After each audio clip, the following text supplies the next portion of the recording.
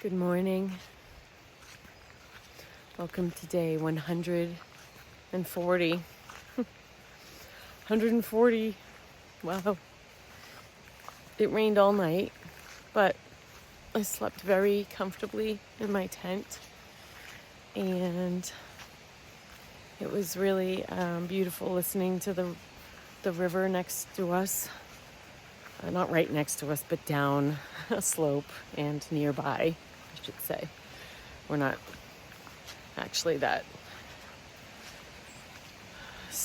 stupid to camp near a river during high water and flooding and rain. But it was a good night's sleep. I woke up a few times, but only because I thought I could hear something, but it was nothing. Just my imagination as usual. But we've got 17 miles today into town. And then we have a hostel we're staying at. Happy Monday.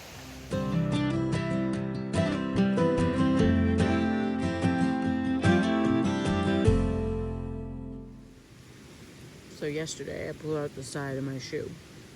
Jim's trying to get me another pair of shoes up here today. Tried duct tape and Luco tape. Nothing will stick to wet fabric.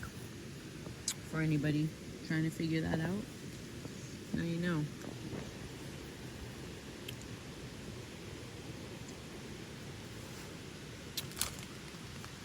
Breakfast. You can see my ankles swollen from yesterday where I fell. Don't mind my hairy legs. When you're in the woods, you don't get hair.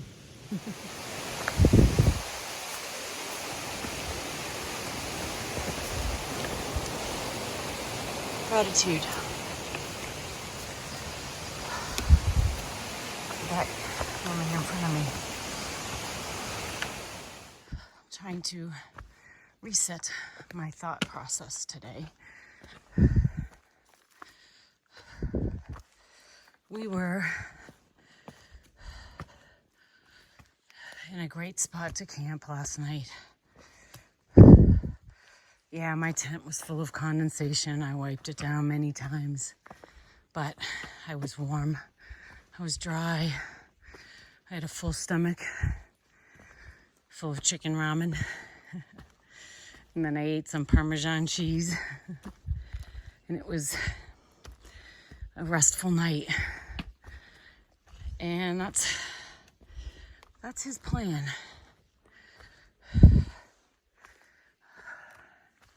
You have your day, and then you have your night. And your night is to rest your weary head and your weary spirit. And refresh yourself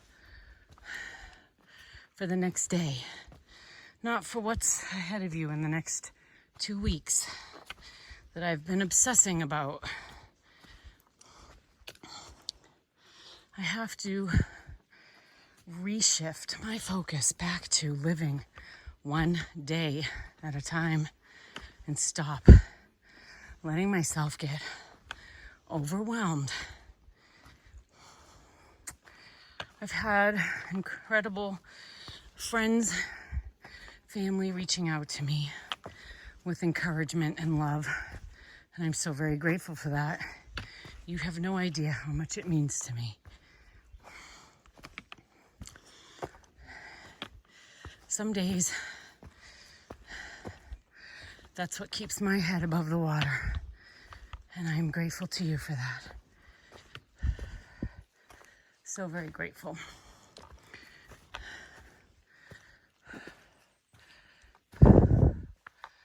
Lone Mountain.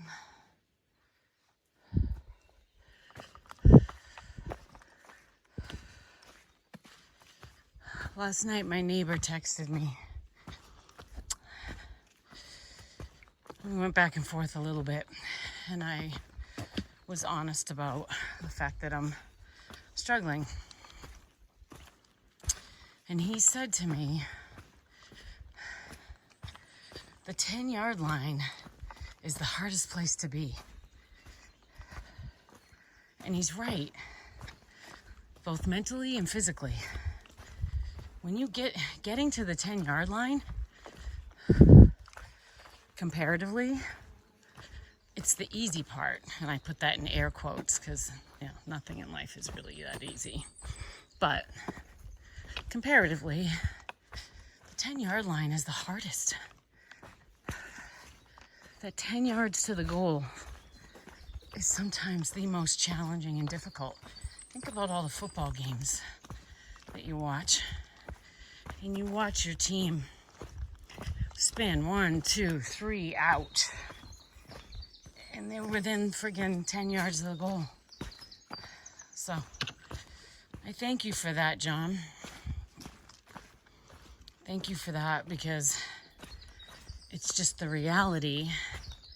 And I need to just accept that this is going to be the hard part, and that's okay. And I need to focus on what my sister was telling me from day one day at a time. One day at a time. And God has given us the gift of a beautiful morning today. It's not raining. Praise the Lord. Ugh, almost fell again. Okay, this camera's going away. I'm not messing myself up anymore.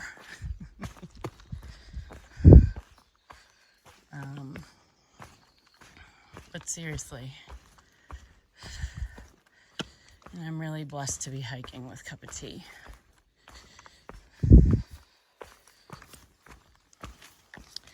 She's incredibly pragmatic and sensible. And she makes a huge difference in my hike. I hope somehow I reciprocate that, and it's not one way. Because she makes a difference for me.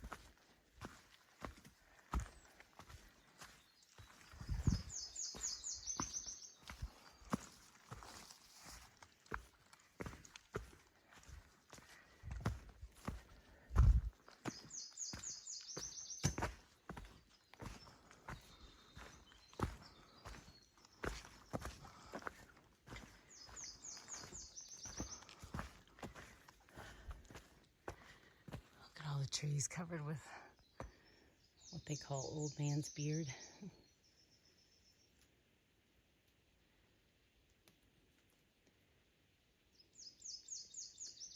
There are tons of these little white, I think they're trillium, or form of trillium. They're everywhere along the trail. It's so beautiful.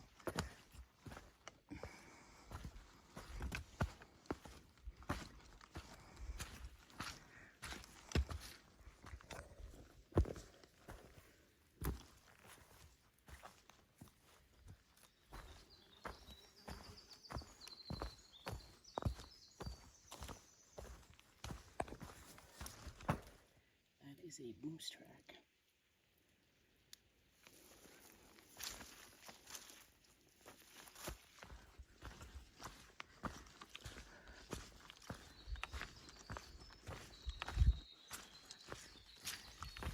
Oh yeah, they are around.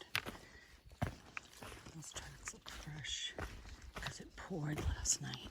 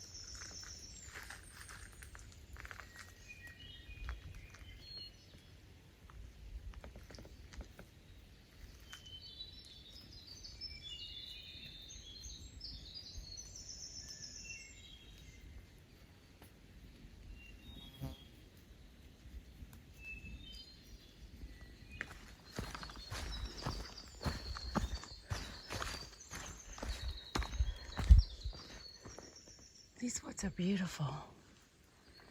Really beautiful. And the trail is giving my body a nice little break from being beat up. I have so much to be grateful for today.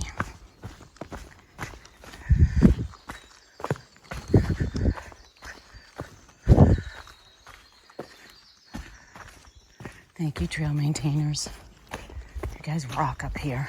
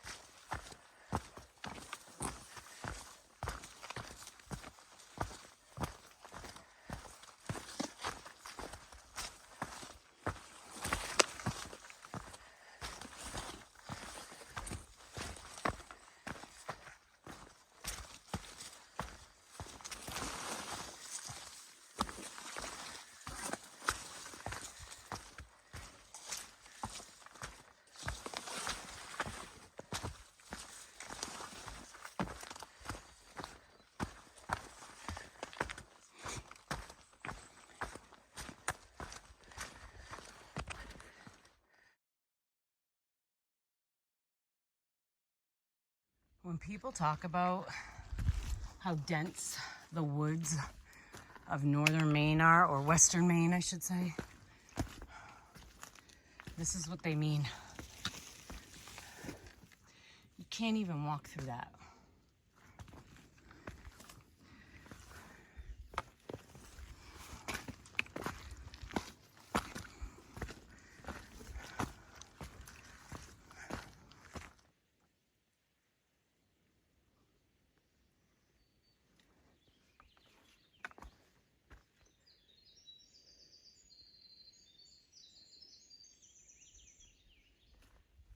There's a spur trail that goes up to the summit of Spalding Mountain, which I opted not to take.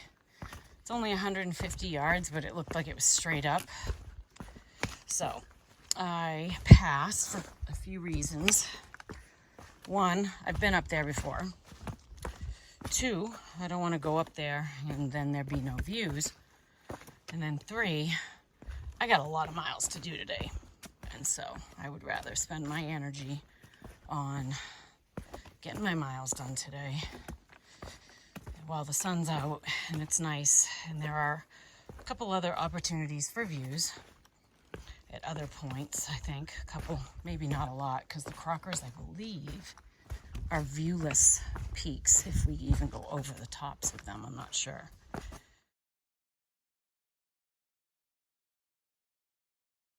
Maine CCC, in honor of the men of the Civilian Conservation Corps who, from 1935 to 1939, contributed greatly to the completion of the Appalachian Trail in Maine, and who, on August 14th, 1937, near this spot, completed the final link of the entire 2,054-mile trail, dedicated August 14th, 1987, by the volunteers of the Appalachian Trail Club.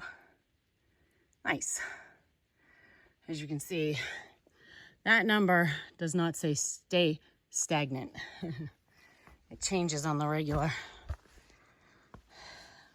Oh, this must be the 200-mile mark for Sobos. That's cute. Nice. Congratulations, Sobos, on 200 miles. Wow. So, wonder what mile I'm at. Speaking of miles, let me check. We will go to Sugarloaf. So we just did Spalding. So maybe I think the detour is on Sugarloaf, so not Spalding. So my bad. That's why it's the ski area. So I was right that there's not a ski area on Mount Spalding, on Spalding Mountain. And I'm at mile 1,998. You know what that means? That means in 2 miles, I will be at 2,000 miles hiked from Georgia to Maine, which means less than 200 left.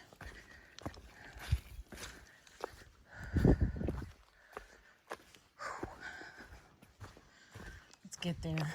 Let's just get there before we start any premature celebrating. I was just thinking about what my 200-mile mark was. Clingman's Dome in Great Smoky National Park. Wild. That was pretty epic. We had such good weather in the Smokies. I mean, it got cold at night, but we had such good views.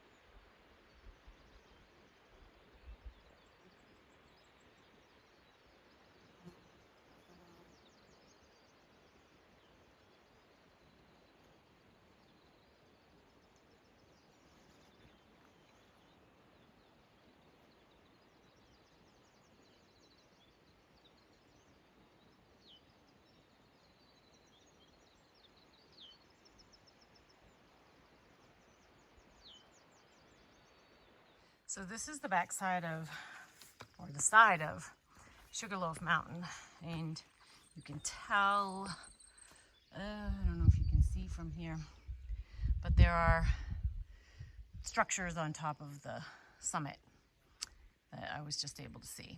So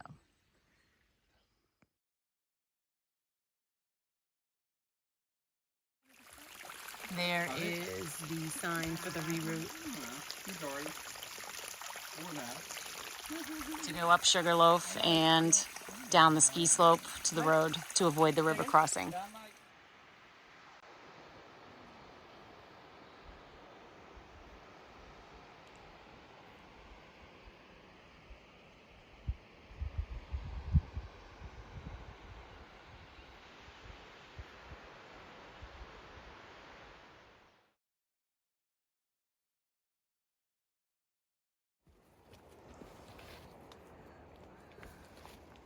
Happy hikers today.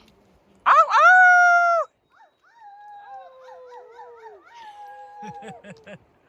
We hit 2,000, man. Get some happy no-bows today. Happy no-bows. 2,000. Huge downhill, super steep. And you can hear that river. That's the Carabasset. And we're crossing the Carabasset River. Look at that. A lot better now. The Crockers. South and north, north and south. I don't know which is first. I did this years ago for my New England 67, but I don't really remember it. I think there's no views at the summits, but I can't remember. I don't even know if we go over them, but if this is the trail, we probably do, because this is the same trail I hiked.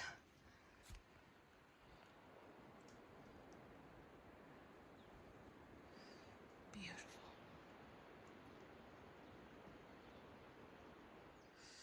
Some of the Sugarloaf's hiding behind those trees, but you can see some of the ski trails. That's the Bigelow's over there, hiking that tomorrow.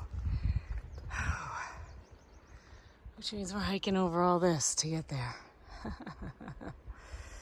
Woo! There's That's a little bit over there. That's Carabasset Valley. Beautiful up here. Still going up. I should have looked back at my pictures from this hike. I think I forgot that there was this talus field that we cross over. It's not big, but...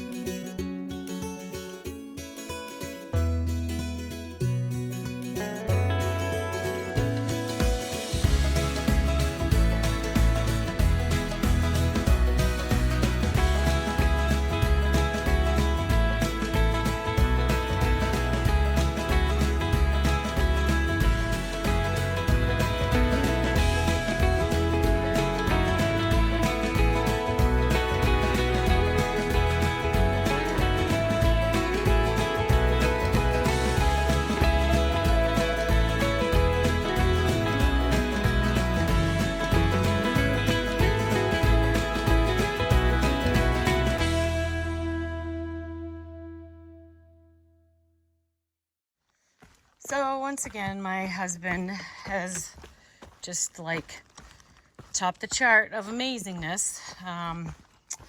So I showed you my shoes. He ended up finding something that I could wear. So he went to REI, got me a pair of Hokas, which I've never hiked in. I know everybody's just like sucked in a deep breath and is cringing. No, you don't switch to a new pair of shoes this late in the game. I know. I don't have a choice. I can't keep wearing these. They're fucking killing me right now because I have nothing on the side of my foot. And, oh, sorry, mosquito. I have nothing on the medial side of my forefoot. So my foot is hitting everything. So it's extremely painful. So I need something. And something's better than nothing. And it's only for like 90 miles or so, maybe.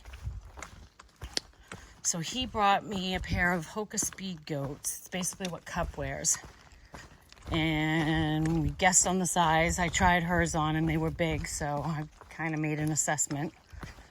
And that's what I'm gonna switch over to tomorrow and hopefully not have any issues with them. Like I said, not a tremendous amount of hiking. I mean, tomorrow's going to be a lot of huge hiking when we hike the Bigelows and the Horns. That's a big mountain range. And then after that, it calms down a lot. So I'm hoping. I mean, I didn't even get 200 miles out of this pair, which is crazy. But I already have a pair of my shoes, my Ultra Olympus 5s, waiting for me at Shaw's Hostel. So once I get to Shaw's in Monson, Maine, I can switch back to my Ultras for the home stretch. That is, unless the Hokas do me right. Then I'll just keep those on. So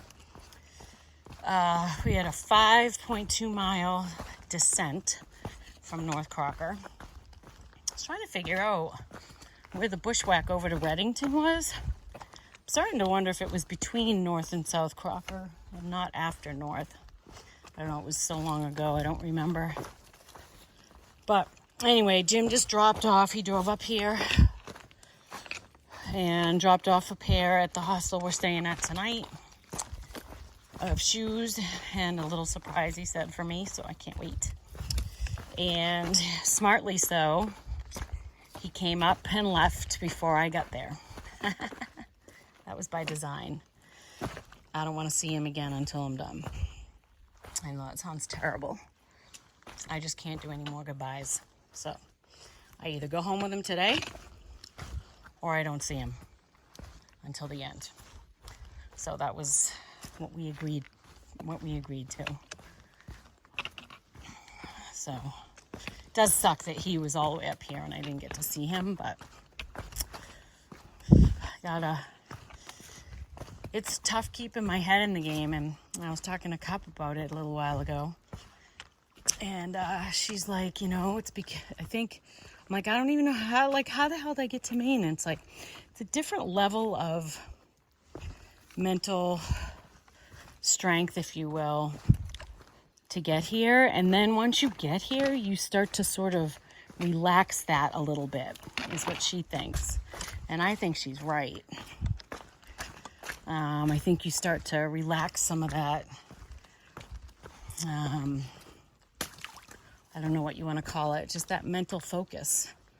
And once you start to relax that focus, all of those emotions and other things start to drift in and take over. So I think that's probably part of my problem. But one day at a time, I just have to get through today. I can dry off my stuff at the hostel later, figure out what our next leg of this adventure is going to be, and go from there.